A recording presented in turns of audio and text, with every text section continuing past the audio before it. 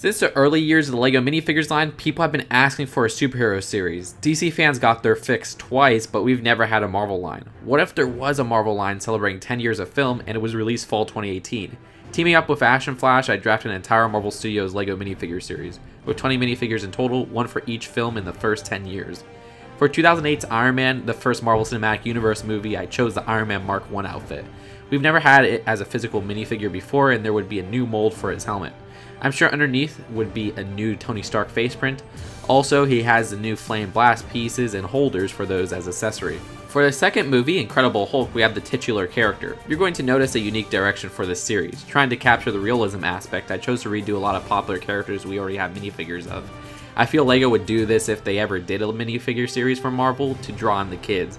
So yes, we've had minifigure size Hulks before, but none that were directly based off the 2008 movie. He would have a new hair mold, and much like the Disney series, no accessories since he's such a popular character, none would make sense. Iron Man 2's main villain is next, Whiplash. It's a shame we haven't had a minifigure version of him before, and his accessories would be his bird and his electrocution wires, a reuse of the Vine piece LEGO has. Here's the thing, some of these may look familiar. That's because Ash and Flash has done 2 Marvel Studios series before, and I've chosen some designs from those series to use in this one, with minor differences. Then we have Odin for the original Thor movie with his staff as an accessory, which would be our first physical Odin minifig. There's Agent Carter for Captain America the First Avenger, who would have a new hair and hat combo mold, her bag, and a blaster as an accessory. Loki would be the representation for 2012's Avengers with a new updated helmet piece that finally has his hair sticking out, and his staff would be updated to use a small bold piece to represent the Space Stone. And the Iron Man Mark 38 Igor outfit would be the representation for Iron Man 3. The mold of his torso is similar to Axel's, as are the arms, but they're both new. Igor is a very popular outfit that we never got in LEGO minifigure form. We still have the basic Iron Man helmet with no face printing underneath, showing how it's a drone like at the movie's final battle. Malekith, one of the worst but coolest looking villains, is the character for Thor the Dark World. His accessory are red power blasts to represent the Aether.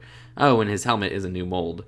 Black Widow is a representation for Winter Soldier with a new color for the Trendsetter hair and a new disc key mold as accessory. For Guardians of the Galaxy, we have a prisoner Star-Lord, with new prints, and his accessory is that guy's leg that he was told to steal by Rocket Raccoon. Star-Lord isn't in cheap sets on the current market, and he is the main character of Guardians, which is why I chose to put out a new variation in here. Age of Ultron has Nick Fury from the farm scene, and the accessory, a pink slushy cup, is actually a reference to the LEGO Marvel Avengers game. For Ant-Man, we have Hank Pym with sized discs as an accessory. Simple 1x1 circular tiles. While Hank was in the sets, the version had an inaccurate face and was never out of the costume, so this is a good fit. Civil War has a battle-damaged Captain America from the final fight. Finally, with boot printing and a scratch on the shield. Pre-Infinity War Captain America isn't on the shelves anymore, so this would be a good cheap way for kids to get their hands on him. Kaecilius is a representation for Doctor Strange. Since I think LEGO will want to keep that updated version of Doctor Strange in the Big Sanctorum, there's not much variation I could do, plus I think Wong might come in a new Infinity War set. Kaecilius was the main villain of Doctor Strange, and he has super cool designs, so this will be the first time to get him in LEGO. For Guardians 2, there's Ego the Living Planet, with a new hairpiece and a ball of energy. We never got him in sets, so this would be a perfect choice. For Spider-Man Homecoming, the variant of Spider-Man I choose was a popular outfit not in the sets, Peter Parker's homemade suit. For Thor Ragnarok, I chose this version of Thor from the end of the film, sort of. Realistically, if this was a full 2018 release, I'm not sure they would choose this Thor. You see, the LEGO Infinity War version doesn't have his missing eye due to when the sets were designed, so maybe this would be a way to make it happen. The accessories are actually from the first act of Ragnarok in the arena clash scene, a new mold for the shield. An unmasked Killmonger is a representation for Black Panther since the version we had his mask on it. This is from the near end of the film and is also based off his appearance in LEGO Marvel 2 DLC.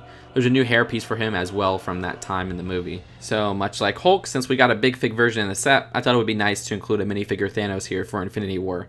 We did have a Thanos minifigure before, it was a comic-based Mighty Micros version. This one would have a new Infinity Gauntlet mold. Now, I didn't include the helmet and shoulder pad because I'm not sure how accurate they would be in the movie, though the big fig did, so who knows. Here's the thing, realistically LEGO would want a more balanced LEGO minifigure series in male and female characters. Now there's only been 2 girls in this series, so I took who I can add for any possible female spots that would make sense, and the final figure is Wasp from Ant-Man and the Wasp. I know the version from the set has been revealed and it doesn't look like this. This version is unmasked so you can get her hairpiece. The helmet in this version is a new mold that is much more accurate. Realistically, I doubt this would be the choice, but I wanted to balance it out and we don't know much about Ant-Man and Wasp at this moment. So here's a checklist for the series. Again, props to Ash and Flash for the absolutely incredible artwork. I wanted to differentiate the design from his own minifigure Marvel Studios series, but it was hard to find a background that would match the theme. We ended up using the Avengers Infinity War initial poster, and the idea of a purple series theme sounds delightful to me, so it all came together. For exclusions, one comes to mind. The original idea was to do figure 20 as Stan Lee, but I saw this first 10 years shirt made by Marvel and they included Ant-Man and the Wasp. Since LEGO has recently been doing 20 minifigures for licensed series, I thought it would be fitting to round it off with Ant-Man and the Wasp. Anyways, $5 up Patreon supporters can vote on the next CMF Draft. Check out the card to go to the poll. Other options in the poll include a Harry Potter series, LEGO YouTuber, South Park, and more. But I also want to hear from you guys in the comments. Who was left out and what accessories would you give them? Leave your thoughts in the comments below. Peace out.